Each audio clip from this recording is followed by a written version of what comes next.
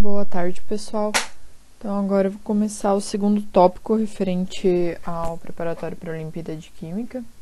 Tópico 2 da modalidade A trata dos diagramas de fases e fenômenos físicos e químicos. É uma aula mais curta em comparação com a anterior. Então, para falar um pouco do diagrama de fase, eu vou só relembrar a respeito das curvas de aquecimento. Então, a curva de aquecimento, ela mostra a variação da temperatura ao longo do tempo quando está sendo fornecido calor para uma determinada amostra. Nos diagramas, nas curvas de aquecimento, a gente pode obter informações como ponto de fusão e ponto de ebulição, isso a uma dada pressão. Geralmente, quando a gente expressa, é considerando a pressão atmosférica de 1 atm. A gente pode também determinar qual é o estado físico a qualquer temperatura nessa dada pressão. Então, por exemplo, se eu pensar numa amostra de água, eu vou saber que o ponto de fusão e de ebulição a 1 atm é 0 e 100 graus Celsius, respectivamente. Se eu tiver uma temperatura abaixo de 0 graus Celsius, eu vou ter o estado sólido. Se eu tiver entre 0 graus Celsius e 100 graus Celsius, eu tenho estado líquido. E acima de 100 graus Celsius eu tenho estado gasoso. Já o diagrama de fases, ele permite estabelecer correlação de estado físico em um conjunto de dados de pressão e temperatura. E o ponto de fusão e de ebulição também em diferentes pressões. A pressão, ela interfere nas propriedades da matéria, principalmente se a gente for falar de ponto de fusão e de ebulição. Se a gente aumenta a pressão, a gente favorece os estados físicos mais compactos. Então, se eu aumento a pressão, eu levo a uma diminuição do volume e eu vou tender a passar do estado gasoso para o estado líquido, do líquido para o estado sólido. Então, se a gente aumenta a pressão, a gente vai tender aos estados físicos compactados. Assim como se a gente diminui a temperatura, a gente também tende a esses estados físicos, por haver uma menor agitação das moléculas nesses estados. Então, olhando para o diagrama de fases, a partir deles a gente pode construir curvas de aquecimento a uma dada pressão. Como, por exemplo, a gente pode escolher montar uma curva de aquecimento a pressão de 1 atm, que é equivalente a 101,3 kPa. Isso é a pressão em condições ambientes, ok? Então, a gente pode analisar cada uma das faixas e determinar a que temperaturas que a gente teria o ponto de fusão e de ebulição, por exemplo. Inicialmente, vamos supor que a gente esteja analisando, então, nessa pressão de 1 atm, que a gente está olhando essa linha aqui. Se a gente tem uma temperatura abaixo de 0 graus Celsius, a gente vai ter o estado sólido, ok? À medida que a gente vai aumentando essa temperatura, a gente chega num ponto onde a gente vai começar a ter a fusão dessa substância. No caso, a gente vai que é um ponto nessa linha aqui do gráfico. Então, aqui onde a gente encontra essa linha é onde começa a ter a fusão da substância, ou seja, a passagem de sólido para líquido.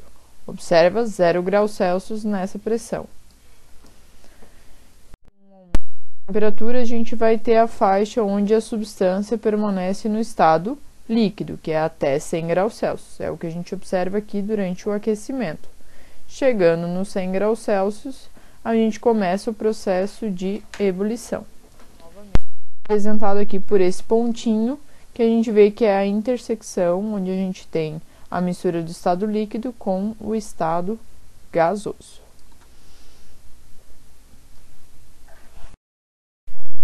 Então, por fim, a gente tem o estado gasoso acima do ponto de ebulição e a gente observa aqui que naquela linha de 1 atm, a partir de 100 graus Celsius, se a gente aumenta a temperatura, a gente tem o estado gasoso. Observem que eu poderia montar esse diagrama de fases a qualquer pressão desse gráfico. Então, essa linha de 1 atm, eu poderia deslocar ela aqui para cima, por exemplo. E aí, agora, a gente teria dois novos pontos de fusão e ebulição. O ponto de fusão estaria um pouco inferior a 0 graus Celsius e o ponto de ebulição superior a 100 graus Celsius, analisando esse gráfico.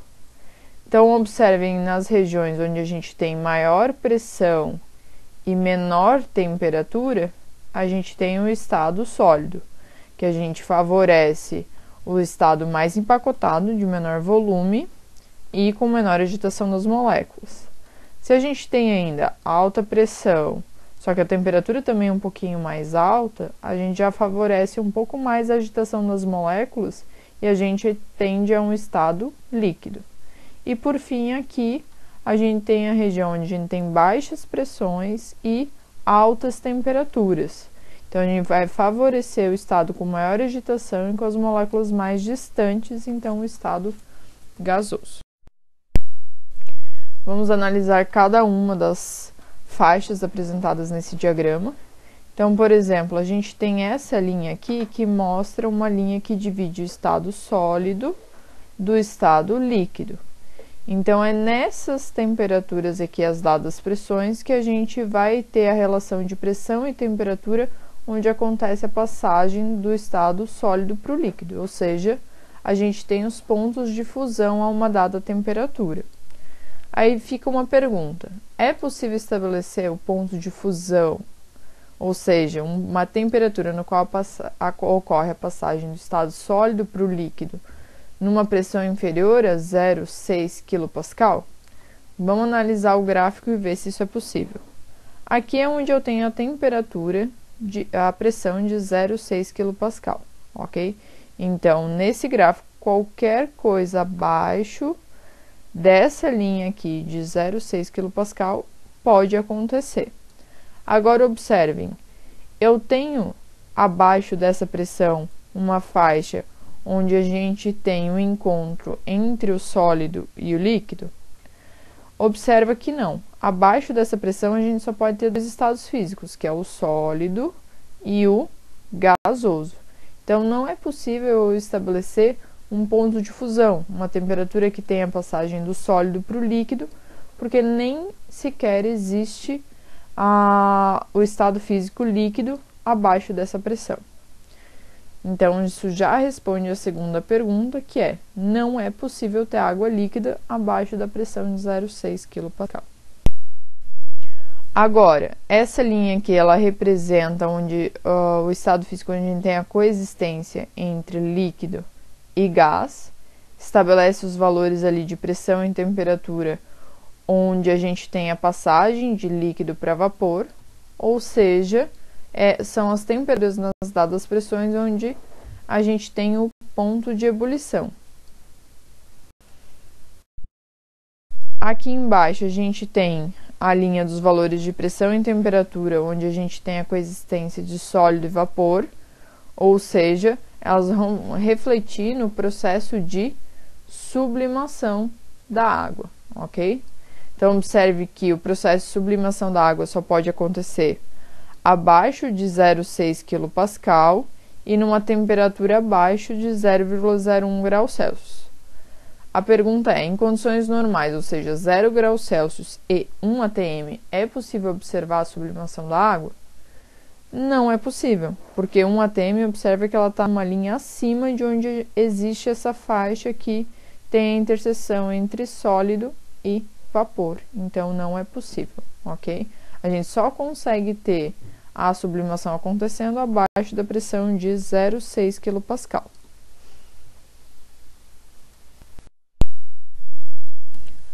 Agora, a gente observa que, por exemplo, o gelo seco, que é o CO2 no estado sólido, ocorre o fenômeno de sublimação em condições normais. Isso porque essa linha aqui, que indica a existência de sólido e gás simultaneamente para uma substância, ela pega a linha onde tem uma... Aqui tem o diagrama de fases para o CO2. Observa que é toda essa linha aqui que vai ter a coexistência de sólido e vapor, indicando sublimação, e a pressão de 1 atm, que é nas condições normais, a gente tem a possibilidade de ter esse fenômeno acontecendo. Por fim, analisando o diagrama de fase, a gente observa que existe uma pressão, um conjunto de pressão e temperatura, onde tem a coexistência dos 3 estados físicos. A gente chama esse ponto de ponto triplo. É só num dado valor, num conjunto de valor de pressão e temperatura específico. No caso da água, é uma pressão de 0,6 kPa e uma temperatura de 0,01 graus Celsius. É onde a gente vai ter a coexistência, o equilíbrio entre as fases sólido, líquido e vapor. Para a água, cada substância vai ter seu ponto triplo específico. Alguns fenômenos eles podem ser explicados pelo comportamento das substâncias de acordo com a variação de pressão e temperatura. Então, a obtenção do café solúvel, por exemplo, ele pode ser explicado com base nas relações de pressão e temperatura e estado físico para a água. Para se obter o café solúvel, se inicia fazendo uma mistura do pó de café com a água, e esse sistema é agitado para a água extrair o máximo possível de café do pó. O pó que permaneceu insolúvel ele vai ser filtrado, obtendo só a solução, a mistura homogênea do café com a água. Em seguida, a gente congela essa mistura homogênea, então observa que a gente está em condições de pressão ambiente, 760 milímetros de mercúrio, ou 1 atm. A gente tem o estado líquido, a gente reduz a temperatura para chegar no estado sólido, ok? Então, a gente vai ter os bloquinhos aí de gelo com café. Em seguida, esse gelo, essa mistura de café com água congelado, eles são colocados numa câmara de vácuo. A câmara de vácuo, ela indica uma redução de pressão. Então, eu estou aqui no estado sólido, numa pressão atmosférica, eu vou botar lá na câmara de vácuo, eu vou reduzir essa pressão numa temperatura baixa. Chegando nessa situação de pressão e temperatura baixa, eu aqueço essa mistura congelada sem variar a pressão. Com isso, eu vou ter a passagem do sólido para o estado gasoso da água e, consequentemente, vai sobrar apenas o pó do café solúvel, ok? E o gelo ele vai ser todo sublimado. Outro fenômeno que é explicado pelo comportamento da água com a variação de pressão e temperatura é a patinação no gelo. Então, os patinadores eles conseguem deslizar no gelo por causa de uma fina camada de água líquida que é formada na superfície que está em contato com o patins.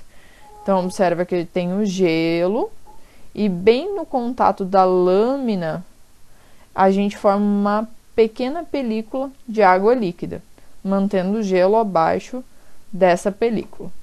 Isso permite deslizar. A formação dessa camada líquida é explicada através do diagrama de fases da água. Quando a gente tem o gelo ali na pista de patinação, ele está numa temperatura levemente abaixo de 0 graus Celsius. Numa pressão atmosférica, por exemplo. Quando o patinador passa nessa superfície, pela espessura daquela lâmina, área de contato, a pressão naquela região é aumentada. Com o aumento da pressão, numa mesma temperatura, a gente tem a passagem do estado sólido para o estado líquido. Então, ele não varia a temperatura, mas a gente varia a pressão aplicada sobre aquela superfície e por isso que forma aquela fina camada de água no estado líquido. Um exercício para trabalhar com o diagrama de fase usando o diagrama de fase do dióxido de carbono, que também é chamado de gelo seco, quando no estado sólido. Então, à direita a gente tem o diagrama, lembrando que quando a gente tem altas pressões e baixas temperaturas, estado sólido, pressões mais elevadas, só que temperaturas também um pouquinho mais elevadas, estado líquido. E quando a gente tem as pressões mais reduzidas e temperaturas ou temperaturas altas, estado gasoso favorecido. Com base nisso, responder as questões A, B e C. Então, a letra A pede: a 1 atm, o que acontece se o gelo seco, inicialmente a menos 80 graus Celsius, for colocado em um ambiente a 25 graus Celsius? O que a gente está avaliando a 1 atm. Então, é nessa linha aqui que o processo vai acontecer, ok? Não tem variação de pressão, apenas variação de temperatura. Inicialmente a menos 80 graus Celsius. Observa que menos 80 graus Celsius está abaixo da temperatura no qual ocorre a passagem do estado sólido para o estado gasoso, a sublimação. Então, essa substância está no estado sólido, ok? E ele passa a 25 graus Celsius. Então, ele sai do estado sólido e vem a 25 graus Celsius para o estado gasoso. Então, se a gente tem a passagem do estado sólido para o estado gasoso, acontece o processo de sublimação quando a gente faz essa variação de temperatura. B. A água sólida, gelo comum, pode sofrer fusão com o aumento da pressão. Isso também acontece com o gelo seco? Justifique com base em diagrama. Para isso, eu trouxe também o diagrama da água que a gente já tinha visto anteriormente. Então, quando eu tenho gelo, eu tenho temperaturas levemente inferiores a 0 graus Celsius, ok?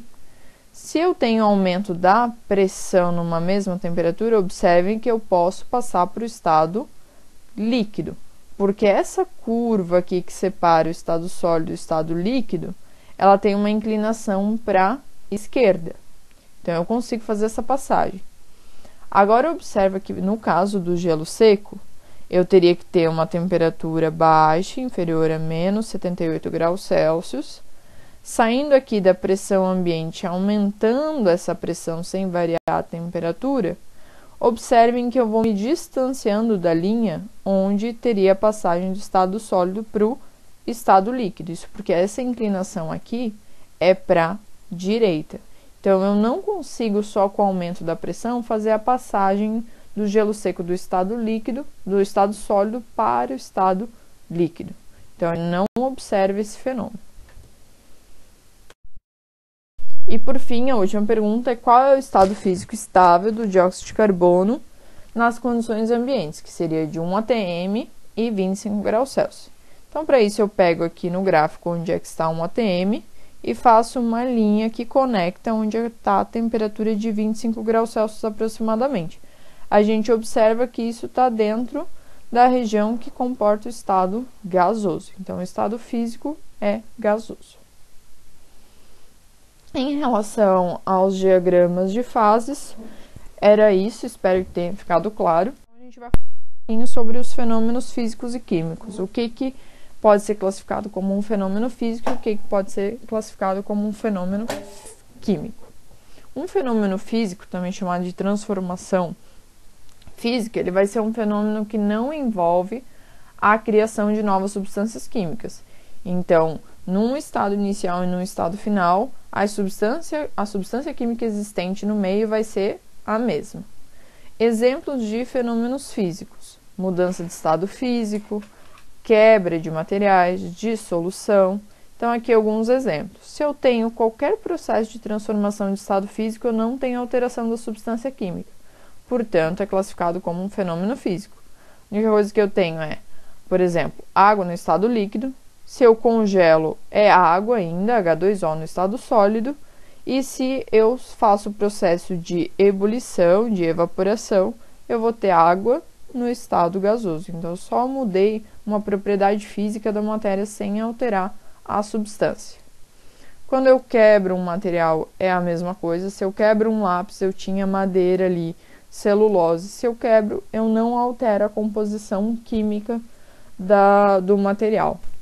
Quando eu faço processos de dissolução, também. Se eu pego, por exemplo, suco Tang e coloco em água, a única coisa que vai acontecer é que eu vou ter uma mistura homogênea dos componentes do suco com água, sem ter alteração química dessas substâncias.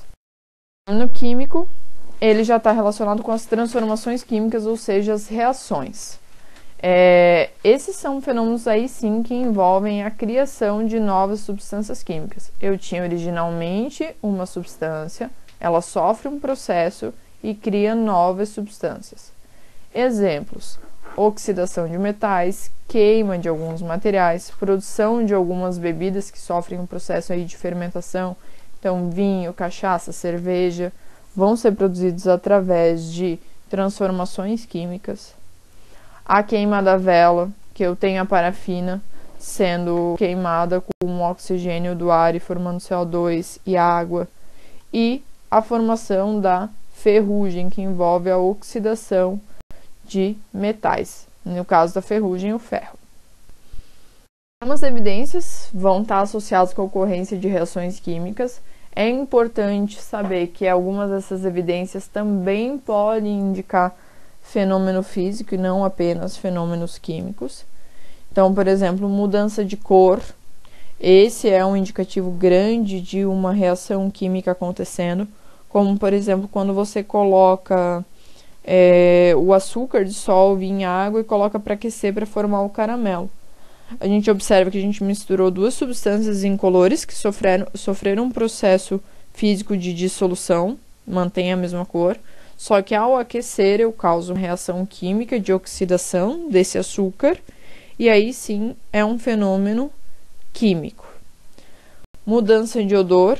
Então, por exemplo, quando alimentos estragam, isso é devido a reações químicas que estão acontecendo também de oxidação. Liberação de gás. Então, um comprimido efervescente, ele tem no seu sólido duas substâncias químicas que, quando colocadas em meio aquoso, reagem e liberam um gás. Ok? Então, isso também é um fenômeno químico que está acontecendo. Eu tinha inicialmente duas substâncias, elas reagem entre si e formam novas substâncias químicas. A liberação de calor também é um indicativo de uma reação química. Então, eu não estou fornecendo nenhum calor para o sistema, mas de repente ele aquece quando eu simplesmente misturo duas substâncias. É um grande indicativo de que houve uma reação química. Um exemplo, por exemplo, de liberação de calor é na combustão. Se eu queimo um material, a gente nota uma liberação grande de calor.